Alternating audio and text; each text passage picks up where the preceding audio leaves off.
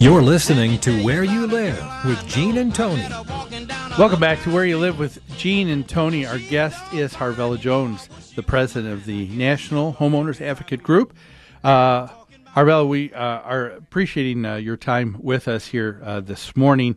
Now, you are talking about in your advocacy here of trying to get the state right now, the state of Texas, to recognize that HOAs, in your mind, should not have the ability to foreclose on its homeowners for not paying. If this does pass and this is recognized, I have a question. What does this do for all of the homeowners who are making their payments, and there are a group of people in their HOAs that aren't making their regular payments and assessments to the association? What does that do to those people who have been paying, in your mind? It wouldn't.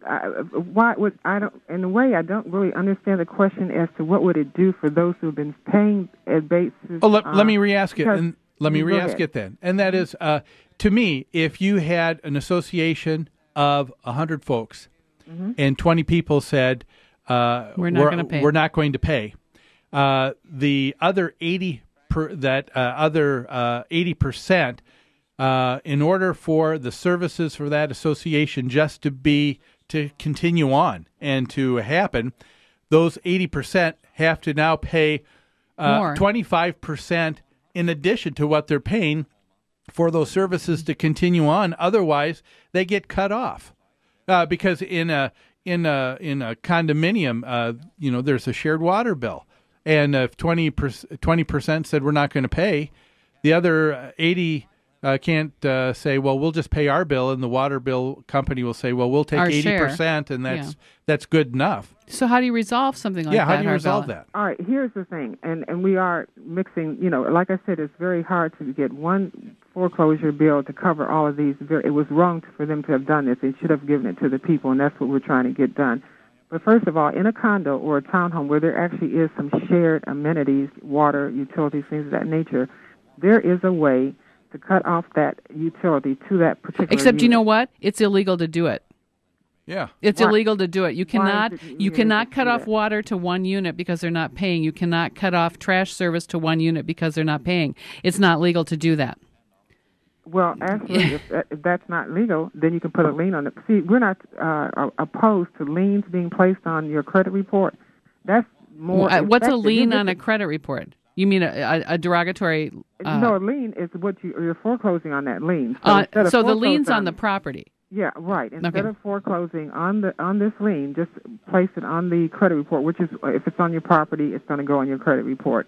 And whatever this person tries to do when it comes to money, any kind of loan, it lowers their credit score. Okay, all right. Sometimes it affects their job. Yeah, and foreclosure foreclosure has the same impact. Yeah, it does have some effect. Yeah. So that keeps them in the house, because once they're kicked out of the home, you're not guaranteed to get somebody in there that's going to be any better. I mean, that's just the way it is. Well, no, you're right. There's no guarantees in life in anything. That's right. But it would be foolish to allow things to continue on and expect a different result. You could put a lien on immediately without adding additional attorney fees and things of that nature. In the meantime, Harvella, if I'm the neighbor, I'm going to be really upset that I have to pay increased assessments because the 20 people of in my association are not paying their share. That's going to make me angry. You know what? I have never, in all the 20 years that I've been doing this, I have never run across, and I'm getting complaints from across the country, I have never run into a complaint from any homeowner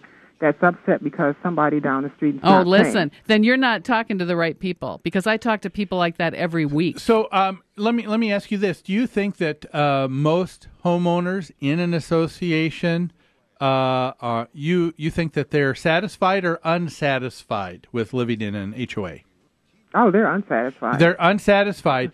Well, if they're unsatisfied, one of the things that we hear often is that people say that others aren't willing to run for the board, to take control, to participate. And make decisions. So if all these people are upset, why would a majority of the people just sit and let all of this just happen to them?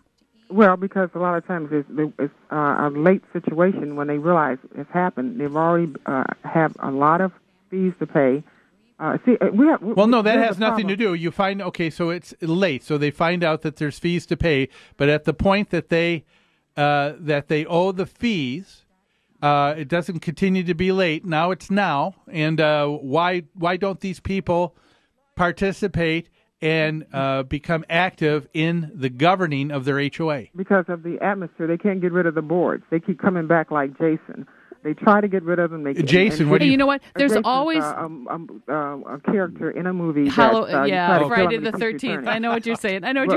You can't kill him. You can't kill him. So what I'm saying is these people have these boards. They keep voting them out. They keep coming back. They keep voting them out. They keep coming back. But is that true? But why is it any different in federal government? We seem to be able to get out people that we don't want in office. There was a huge election this last year and a major change. So it seemed like a lot of people said, you know what, we're taking our right and authority and saying, no, we don't change. We don't want this to continue. The government has regulations. We have checks and balances in the government. You don't, and the HOAs are not regulated, and that's why we're trying to get laws in to regulate them. Harvella, what I hear is that you can't get a majority of the people in the Homeowners Association to agree on whether or not the board should go. And so the people who don't get their way won't take no for an answer. Well, you can't get a quorum. People are so disenchanted by That's not what I think. I think most people are very satisfied living in their homeowners association, and that's why they don't step up. They don't care to change anything. No, that's not where it is. I guess I'm not living in the areas outside of the state where there's that type of tranquility. But here in Texas, it's not the case. Let me explain something. And if I can, I want to Sure, this. Go ahead. Sure. We have a problem here. This all started around this case law. As I said, there were a number of people that filed amicus curiae to bring in this case law. They brought it in, and they turned this loophole into a cottage industry. It's the Community Associations Institute, CAI, a group of attorneys that have benefited from this case law. And they have spread this concept that you have to live and have a HOA in your community and a management company. CAI doesn't do that. Let me finish, please. And that you have to have a management company, and you have to have this throughout the states, and you have to hire them. We know for a fact that, especially here in Texas, I'm talking about the state that I do know what's going on here, is that, and I'm beginning to understand what's going on in some of the other states due to the complaints that I'm getting, that these guys are going to these meetings, and there's certain communities that they will go into and talk to the boards. A lot of them are senior citizens. You know, they just want their money. And they go in and tell them, don't worry about it. We'll collect for you. All you have to do is sit back. We'll get your money for you, and we'll make sure that everything's okay. Then we got people riding around from the management company, fining people for every little thing that they do to encourage that this money